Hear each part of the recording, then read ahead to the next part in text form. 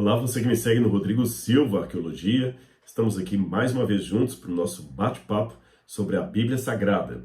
E hoje eu gostaria de falar com vocês sobre esse tema recorrente que muitas pessoas me perguntam: onde ficava localizado o Jardim do Éden? Bem, antes de entrar no assunto de hoje, se você não é inscrito no canal, está aí a oportunidade, se inscreva, ative o sininho de notificações e, se gostar, partilhe com seus amigos, deixe o seu like e também o seu comentário aqui para o engajamento do canal, tá bem? Vamos à Bíblia. Gênesis capítulo 2, versículos 8 em diante, começa a contar a história do Jardim do Éden, um paraíso especial preparado por Deus para colocar nele o casal humano que ele também havia acabado de criar. E assim diz a Bíblia Sagrada, Gênesis 2, verso 8 em diante. E o Senhor plantou um jardim no Éden, na direção do Oriente, e pôs o homem que havia formado nele. Do solo o Senhor fez brotar todo tipo de árvores agradáveis à vista e boas para o alimento, e também a árvore da vida no meio do jardim, e a árvore do conhecimento do bem e do mal. E um rio saía do Éden para regar o jardim, e de lá se dividia, repartindo-se em 4 braços. O nome do primeiro rio é Pison, que rodeia a terra de Havilá, onde há ouro. O ouro dessa terra é bom. Também se encontram ali o bidélio e a pedra de ônix. O nome do segundo rio é Gihon, ou Gion, como dizem em português, é o que rodeia a terra de Cush. O nome do terceiro rio é Tigre, é o rio que corre pelo leste da Síria. E o quarto rio é o Eufrates. O Senhor Deus tomou o homem e o colocou no jardim do Éden para o cultivar e o guardar. E onde ficava esse jardim? Bom, eu me lembro de uma vez que um idoso pastor falou comigo que ele teve o privilégio de ir o mais próximo que ele poderia do Jardim do Éden. Ele se referiu a uma experiência que ele teve quando visitou o Iraque e ali esteve no rio Eufrates, bem lá perto, lá embaixo, quase próximo ao Golfo Pérsico. Eu ainda não tive o privilégio de conhecer o Iraque. Da lista dos países bíblicos ou de histórias bíblicas que eu ainda preciso conhecer, o Iraque está lá. O Iraque e a Síria, lugares onde eu não pude entrar até hoje por causa, infelizmente, da guerra. Mas um dia, a menos que Cristo volte antes, eu espero poder conhecer esses 2 países, o Iraque e a Síria. E nesses países você tem, de fato, os 2 rios, com nomes que são idênticos aos mencionados aqui na Bíblia, o rio Tigre e o rio Eufrates. Juntos, essa parte que vem desde os Montes Zagros, lá no Irã, até passando aqui embaixo, assim, formando uma lua crescente, é um lugar chamado Crescente Fértil, ou Mesopotâmia. Aliás, o nome Mesopotâmia vem justamente da junção de 2 palavras gregas. Meso, que significa intermediário, no meio de, e potamos, que significa rio, tá certo? Então, entre terra, entre rios, Mesopotâmia, entre os rios. E os rios seriam, obviamente, o Tigre e o Eufrates. Várias perguntas sobem à nossa mente aqui. Será que esse pastor que disse ter ido mais próximo do rio Eufrates estaria correto? Ele falou isso certamente baseado na passagem da Bíblia que fala que dos 4 rios mencionados em ligação com o Jardim do Éden, você tem 2 deles chamados Tigre e Eufrates, que são os rios que estão ali na Mesopotâmia. Aliás, muitos aldeães ou cidadãos daquela terra falam, realmente aqui ficava o Jardim do Éden. Será isso verdade? Nós temos alguns problemas aqui para resolver com relação a esta localização do Jardim do Éden, que pode parecer apenas uma curiosidade sem sentido, mas dá para a gente tirar uma lição espiritual que eu vou fazer no final desse vídeo. O primeiro problema é que quando você vê a descrição aqui, ela parece uma descrição geográfica bem atual. O autor do Gênesis coloca: o nome do primeiro rio é Pison, que rodeia a terra de Havilá, onde há ouro. O ouro dessa terra é bom. Também se encontram lá o bidélio. Então, quer dizer, parece que ele está falando de um lugar que ele conhecia. Um dos rios do Éden passavam por essa terra que o autor dá detalhes, parece até que ele estava lá, fala até do ouro lá, que era muito bom. Quando ele vai falar o nome do segundo rio, ele fala do Gihon, que rodeia a terra de Cush, uma terra também conhecida por ele. Ou seja, parece que ele está falando sempre de uma geografia presente, algo que ele experimentou. O grande problema começa a surgir aqui. Em primeiro lugar, o rio Tigre e Eufrates, nós sabemos onde ficavam, mas o rio Gihon e Pison, ninguém faz ideia onde seriam esses rios. Ninguém faz ideia. Mesmo a terra de Avilá e Cush, não temos uma certeza absoluta onde ficava. Na verdade, no Antigo Oriente Médio, não há nenhum rio que se divida em 4 braços, conforme a descrição aqui. E embora, se você for fazer um desenho ali do Golfo Pérsico, você de fato tem o Tigre e Eufrates nascendo aparentemente de um mesmo rio, mas ele não se divide em outros 2 braços. Quais seriam esses outros 2 braços aqui?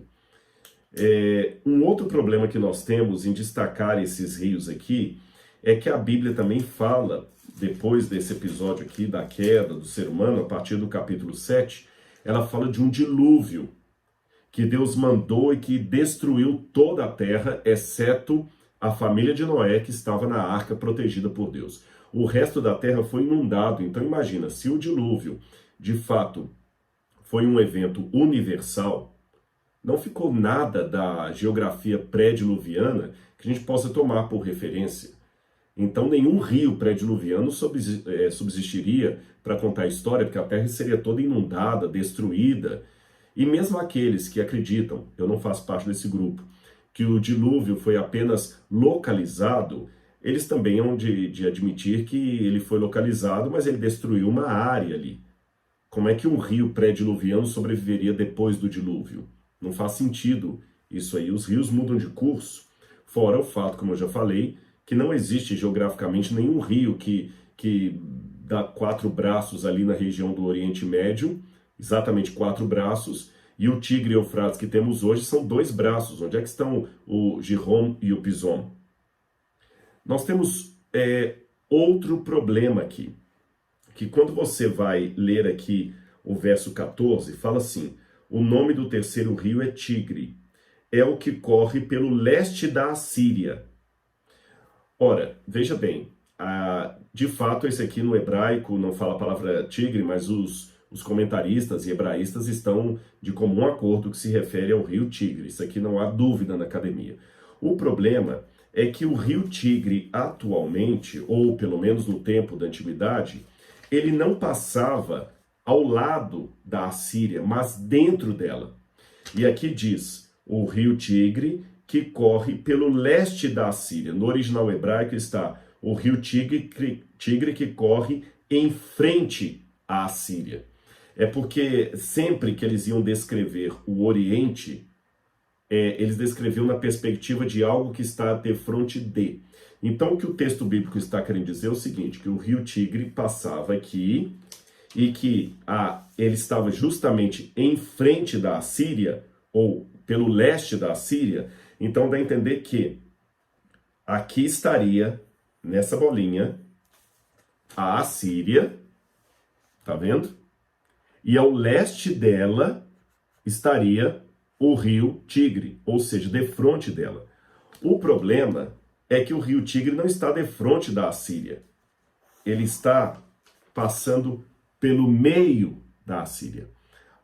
Alguns especialistas antigos, como Seis, diziam que, na verdade, o texto estava falando de Ashur, a capital da Assíria.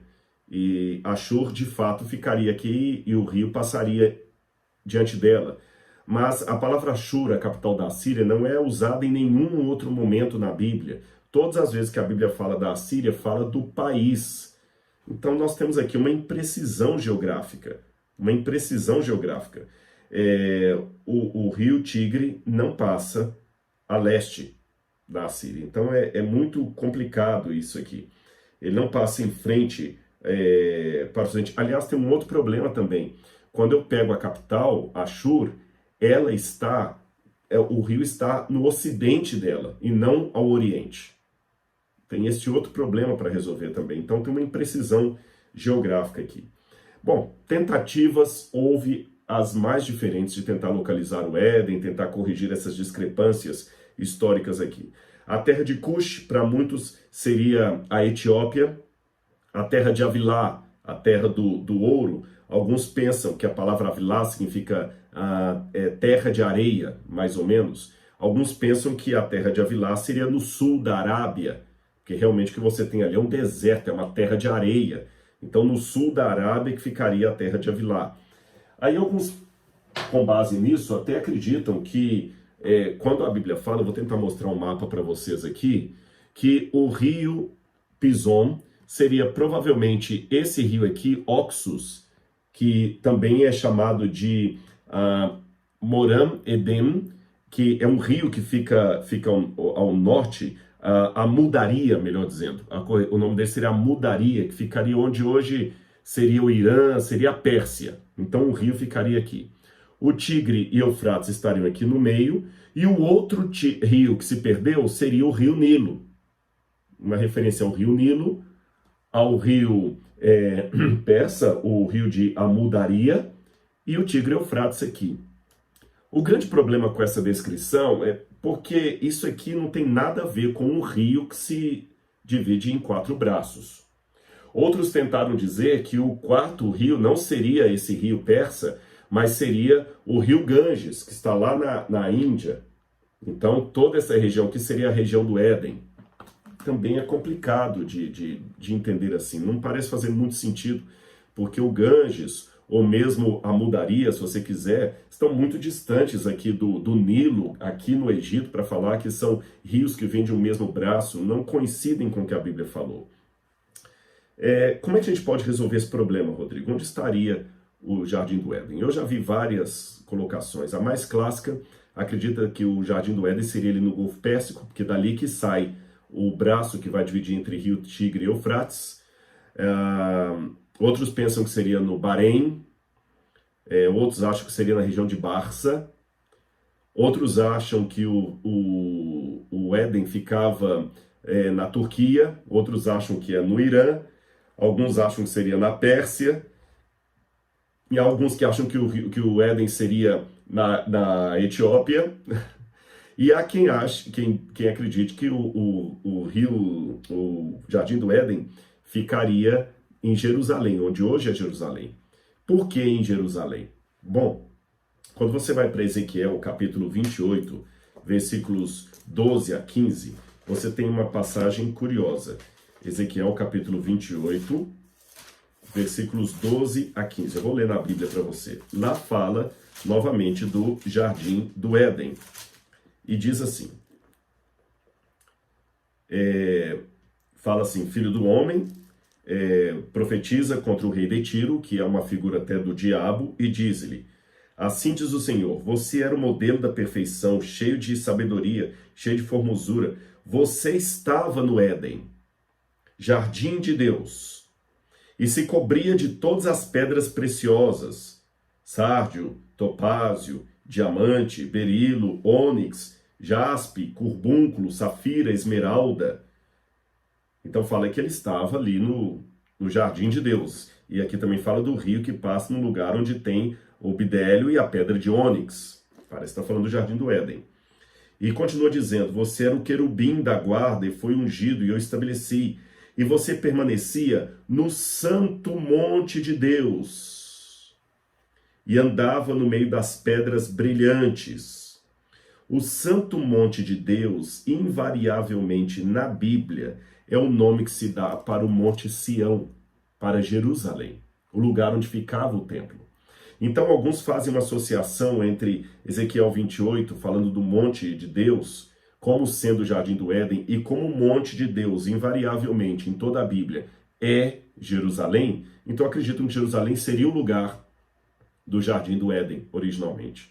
Você sabe que tem até uma possibilidade teológica, isso não é dito explicitamente na Bíblia, porém, alguns teólogos acreditam que provavelmente, quando o dilúvio cobriu a terra, para que o jardim do Éden não fosse submerso pelas águas do dilúvio, que era uma maldição, o jardim do Éden foi levado por Deus para o céu. É lógico, a Bíblia não diz isto.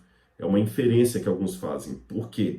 Essa inferência é baseada também em Apocalipse, capítulo 2, versos 17, 2, 17, que lá fala assim: o vencedor comerá do fruto da árvore da vida que está no paraíso de Deus. E como ali o tempo do Apocalipse é muito presente, fala que ele comerá do fruto da árvore da vida que está agora no paraíso de Deus. Mas se está no paraíso de Deus, não pode ser aqui na terra, porque a gente não localiza o paraíso de Deus aqui na terra. E a promessa do Apocalipse parece estar se referindo à Nova Jerusalém, que tem a árvore da vida e que desce do céu. E segundo o entendimento de muitos, ela desce sobre o Monte das Oliveiras, que de acordo com o livro de Zacarias vai se fender. E ali haverá o juízo final. E existe inclusive uma crença judaica que Jerusalém será o último ato de juízo de Deus com os homens, que muitos pensam que será aquela cena do final do milênio no Apocalipse, quando a Nova Jerusalém desce sobre o Monte Sião, sobre o Monte das Oliveiras, e abre uma fenda, e no lugar da Jerusalém terrena, desce a Jerusalém do céu, que de acordo com uma interpretação teológica que faz sentido, a Jerusalém do céu é nada mais nada menos que o Éden restaurado. Então é a partir dessas inferências que alguns deduzem que o Éden não foi de certa forma abandonado por Deus, tanto é que ele deixou querubins ali protegendo a árvore da vida, mas Deus também não o destruiu no dilúvio, porque se Deus tivesse destruído o Éden no dilúvio, não faria sentido João fazer referência à promessa de Deus que o vencedor comerá do fruto da árvore da vida que está no paraíso de Deus. Então, por isso, deduz-se que o paraíso não foi destruído. Se ele não foi destruído e ele não está na terra, então Deus o transportou para o céu. Mas isso, como eu disse, não está explicitamente na Bíblia. É uma inferência que muitos fazem. Seja como for, Rodrigo, onde ficava o Éden? Alguns teólogos liberais, como Robert Alter, falam o seguinte: é bobagem procurar o jardim do Éden, porque essa primeira parte aqui do Gênesis é proto-história, isso aqui é novela. Gênesis 1 a 11 é bem diferente do estilo literário de Gênesis 12 em diante, que fala dos patriarcas. Ali parece histórico, o anterior parece mitológico. Porém, isso não é um consenso, não. Há hebraístas sérios, como Ephraim Spicer, que diz que não, que o prefácio do Gênesis é histórico. E ali é o prefácio da história que virá depois do capítulo 12. E até a forma como descreve aqui o Bidélio e tudo, então alguns pensam que existe alguma historicidade, sim, no Gênesis. Mas se houve essa historicidade, o dilúvio cobriu a terra, por que eu posso dizer que esses rios aí é onde estaria localizado o Jardim do Éden? No Talmud, você fala do Éden do alto e do Éden de baixo, que aparentemente os dois se encontram quando, pela hipótese que eu levantei, o Éden daqui foi levado para as alturas por Deus. Bom, como é que eu interpreto isso aqui? Eu, aparentemente, irmãos, não creio que o rio Tigre e Eufrates de hoje correspondem ao Tigre e Eufrates mencionado aqui no livro do Gênesis. Por que razão? O dilúvio foi um evento tão catastrófico que, se ele foi verdadeiro como a Bíblia apresenta, ele não pode ter sido uma inundação. Porque Deus promete a Noé, o pacto noético, que ele não mandaria outro dilúvio sobre a terra. E inundação tem uma atrás da outra acontecendo na história. Se o dilúvio, então, for uma inundação localizada, Deus quebrou a promessa, porque ele mandou várias outras inundações e ele falou que não mandaria mais um dilúvio sobre a terra. Outra questão, Jesus promete que a volta dele será como o dilúvio. Aliás, até o apóstolo Pedro fala, assim como Deus destruiu aquela humanidade pelo dilúvio, destruirá agora novamente pelo fogo. Então a comparação, o paralelo que tanto Pedro quanto Jesus fazem do fim dos tempos e do dilúvio, mostra uma universalidade, porque o fim dos tempos, o juízo final, a volta de Jesus, é um evento de característica global, universal. Então o dilúvio também tem de ter sido um elemento global, universal. E quando você vê pela geologia, mesmo a geologia evolucionista, ela admite que a Terra passou por catástrofe, ou catástrofes no passado, que dizimaram todo o planeta. Por exemplo, pergunte para um evolucionista como é que os dinossauros desapareceram. Ele vai falar que provavelmente foi um astroblema, um meteoro que caiu do céu ali mais ou menos onde hoje é o Golfo Pérsico e causou aquele cataclismo que sepultou animais, paquidermes, destruiu os dinossauros. E depois que veio, num outro período aí, a geração dos seres humanos. Se eu trabalhar com a hipótese que essas múltiplas catástrofes universais que os geólogos evolucionistas apresentam pode ter sido tanto uma, ou seja, o dilúvio, aí realmente eu posso mais uma vez ratificar que a Terra não poderia ter hoje sobrevivido nada da geografia ou da geologia pré-diluviana. Só para você ter uma noção, em geologia há dois tipos de eventos, o ordinário e o extraordinário. O evento ordinário é aquele que acontece aos pouquinhos, que a gente nem consegue testemunhar. Uma erosão, um envelhecimento de um edifício. Por exemplo, se eu pegar essa casa que eu moro aqui e deixá-la sem manutenção, ao léu, tomando sol, chuva, sem manutenção, um dia ela vai cair. Mas vai ser daqui a uns 400 anos, talvez daqui a 400 anos, sem nenhuma manutenção, um dia essa casa cai. Aí quando ela cair, alguém pode falar assim, realmente, essa deve ser uma casa de 400 anos, porque ela está tão envelhecida e agora ela caiu. Porém, um terremoto poderá fazer essa casa cair em 2 segundos, mesmo que ela tivesse sido construída há 1 ano.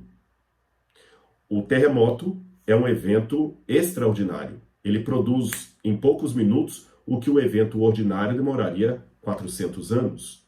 Percebeu? Então a diferença entre a cosmovisão geológica bíblica e a evolucionista é que, como o evolucionista não trabalha com a ideia de um dilúvio, de uma catástrofe, ele joga para milhões de anos um evento como se fosse ordinário, que numa situação extraordinária podia acontecer em meses. Um tsunami destrói toda uma cidade em meses e sepulta tudo rapidamente, enquanto que uma erosão vai demorando séculos para obter o mesmo efeito. Então, partindo do pressuposto que mesmo na evolução eles trabalham com a ideia de um meteoro que bateu na Terra e destruiu todos os dinossauros e tudo mais, eu posso trabalhar que o dilúvio é uma catástrofe, um catastrofismo que ocorreu em toda a Terra e causou a quebra da Pangeia, que os continentes se dividiram, provocou tsunamis que provocaram alagamentos terríveis e também fissuras nas pedras, coisas como o Grand Canyon podem ter sido formados numa catástrofe assim e outras coisas parecidas. Então não sobraria nada pré-diluviano para eu dizer, é o mesmo rio que estava lá saindo do Éden. Esse é um primeiro ponto. Eu tenho uma outra explicação. Para mim, quando você vai, por exemplo, aqui no Brasil, no Rio de Janeiro, tem uma cidade chamada Nova Friburgo. A TV Novo Tempo ficava lá. Por que Nova Friburgo? Porque os que moraram ali no início eram descendentes daqueles que vieram da Alemanha, onde tem a cidade de Freiburg. Então lá tem a cidade de Freiburg, eles aportuguesaram para Friburgo e criaram Nova Friburgo. Percebeu? Porque tem uma cidade lá. Da mesma maneira, os judeus que foram para os Estados Unidos, tinha uma cidade de York, na Europa, eles fundaram uma cidade chamada Nova York. Nova York. Você tem então Nova Friburgo. Você tem, sei lá, são várias cidades que eu poderia dar o exemplo. Nova Venécia, por causa de Veneza, da Itália. Então tem um monte, Nova Odessa, por causa da cidade de Odessa. Então, como assim as pessoas acabam rebatizando assentamentos atuais com o nome de um assentamento antigo que tem a ver com os seus ancestrais? Eu posso entender que aqueles primeiros habitantes da Mesopotâmia, cônscios da tradição dos seus ancestrais, que vieram de Noé, rebatizaram o nome daqueles 2 rios ali, Tigre e Eufrates, com o nome que os seus ancestrais contavam dos rios que saíam do antigo Éden. Porque a ideia do Éden é encontradiça em muitos tabletes cuneiformes da primeira literatura produzida pela humanidade ali na Mesopotâmia. Falavam do jardim de Edim, ou Edino, que significa planura, tal como a palavra Éden em hebraico. E a história é muito parecida com a Bíblia. Fala de um jardim que tinha um casal que perdeu a salvação de um dilúvio. Então eles simplesmente rebatizaram aqueles 2 rios com o nome dos rios da tradição adâmica que eles traziam, daqueles que sobreviveram ao dilúvio.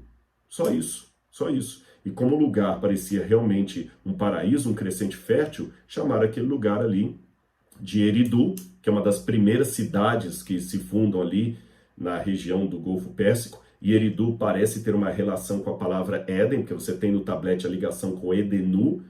E de Eridu, os dois rios que saem ali, eles falavam Tigre e Eufrates. Só isso.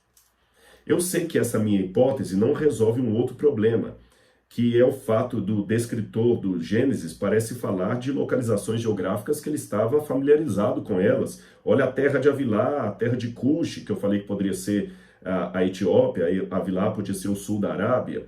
Só que eu noto no livro do Gênesis uma anotação editorial que provavelmente nem seria de Moisés. Isso que eu vou dizer aqui, eu falo com muito cuidado, porque eu não estou endossando a hipótese documentária da alta crítica. Quem estudou teologia sabe do que eu estou falando, que acredita que o Gênesis é uma coxa de retalhos de vários autores. Não vejo assim. Eu acredito que a maior parte do Gênesis foi escrito por Moisés, mas um editor pode depois ter ajuntado os capítulos, dado o formato editorial, e esse editor fez anotações posteriores a Moisés. Por exemplo, Ur aqui é descrito como Ur dos Caldeus. Na época de Moisés não existia Ur dos Caldeus, Caldeia. Isso é uma nomenclatura posterior. Então você vê que alguém fez ali uma atualização do texto para fazer uma referência, mais ou menos, do que ele quer dizer. Quando Abraão foi perseguir os que tinham atacado Ló e sequestrado Ló, diz que ele os perseguiu até Dan. Mas Dan é uma cidade que só ia ter esse nome séculos depois, quando Jacó teria um filho chamado Dan, que por sua vez geraria uma tribo das de Israel chamada tribo de Dan. Essa tribo conquista a cidade de Lechem e ele dá o nome de Dan. Isso eu estou falando por volta de 1300 a.C., enquanto Abraão está por volta de 1800, 1900 a.C., ou seja, estou falando de 500 anos antes. Como é que Abraão poderia persegui-los até Dan se não existia nenhuma cidade com esse nome? Essas atualizações são similares àquela que os historiadores usam quando falam em 1500, Pedro Álvares Cabral descobriu o Brasil. Ele não descobriu o Brasil, não tinha nenhum país com esse nome. Como é que você vai descobrir uma coisa que não existe? A rigor, Pedro Álvares Cabral, em 1500, descobriu uma terra que muito tempo depois viria a ser chamada Terra de Veracruz, Terra de não sei o que mais, tal, Terra Brasil, Terra do Brasil. Mas para não complicar com tantos detalhes, o historiador facilita. Ele descobriu o Brasil. Cristóvão Colombo, em 1496, descobriu a América. Ele descobriu a América. Ele nem sabia que aquele continente ia se chamar América. Ele descobriu uma terra que depois se chamaria América. Então essas atualizações anacrônicas da história também estão aqui no texto do Gênesis. E eu acredito que esse mesmo editor que fez algumas anotações anacrônicas aqui, também fez algumas anotações. Olha, o primeiro rio é o Pison, que rodeia a terra de Avilá. Olha, ele fez uma anotação. Por que ele fez essa anotação? Dando mais ou menos as coordenadas geográficas, a partir de onde eles imaginavam que poderia ser a região do Éden, na Banda do Oriente. Porque é importante notar também que Éden é o nome de uma região. Uma região. E o Senhor plantou um jardim no Éden. É que, pela tradição histórica, a gente acabou chamando o jardim também de Éden, assim como chamamos Mar da Galileia, o lago que fica na Galileia, mas a rigor, Galileia não é só o nome do lago, Galileia é uma região, a região da Galileia.